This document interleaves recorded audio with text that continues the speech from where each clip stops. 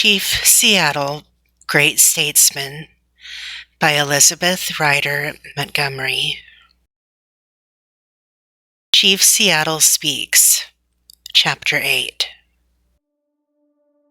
Chief Seattle and his son were among a crowd of Indians sitting on the beach by Dr. Maynard's store. They had come to meet the new governor. It was late December 1853.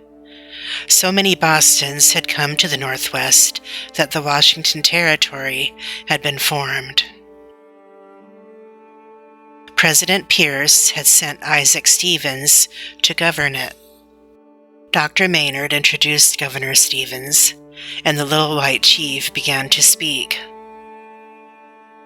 He talked very fast. His words were like hail beating against Chief Seattle's ears. "The great white chief in the city of Washington loves the Indians," said Governor Stevens.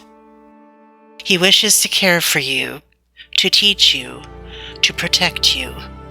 He will move you to a place of your own called a reservation." The governor said a reservation would be a kingdom, but Seattle knew it would really be a prison. Indians were used to wandering wherever they wished. Suquamish and Duwamish Indians had always lived in the West, but other tribes had been pushed westward by the whites for 300 years. Now Indians could go no farther west, for the ocean was in the way. Governor Stevens said the Indians would be paid for their land. There would be a treaty. But the Indians believed that the land belonged to everybody, like air and water. How could land be sold? The Indians looked at Chief Seattle. They wanted him to speak for them. Slowly he got up. Tall and stately, he stood beside the little governor. In his trumpet-like voice, he began to speak. "The great white chief wishes to buy our lands," Seattle said.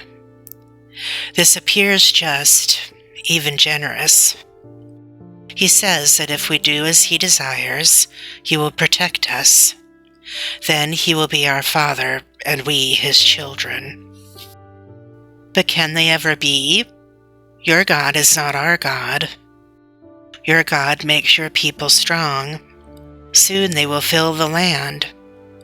Our people are ebbing away like a tide that will never return. The white man's God cannot love our people, or he would protect them."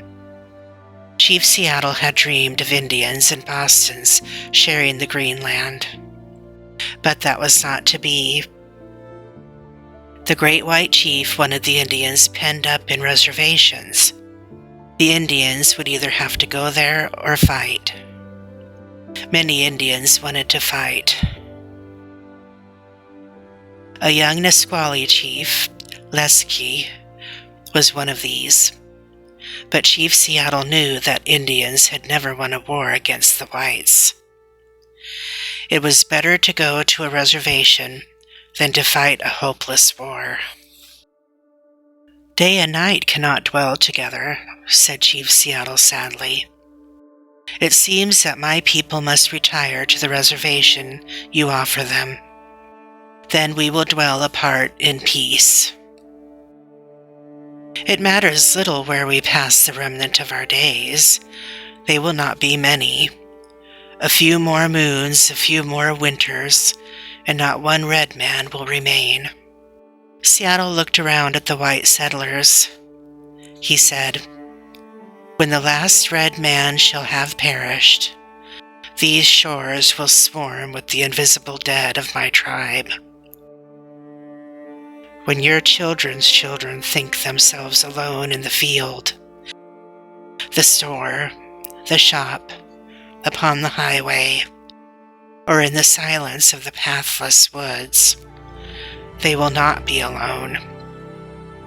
At night, when the streets of your city are silent, and you think them deserted, They will throng with the returning hosts that still love this beautiful land. White man will never be alone. Chief Seattle looked down at the little governor. His voice became stern. Let him be just and deal kindly with my people, for the dead are not powerless.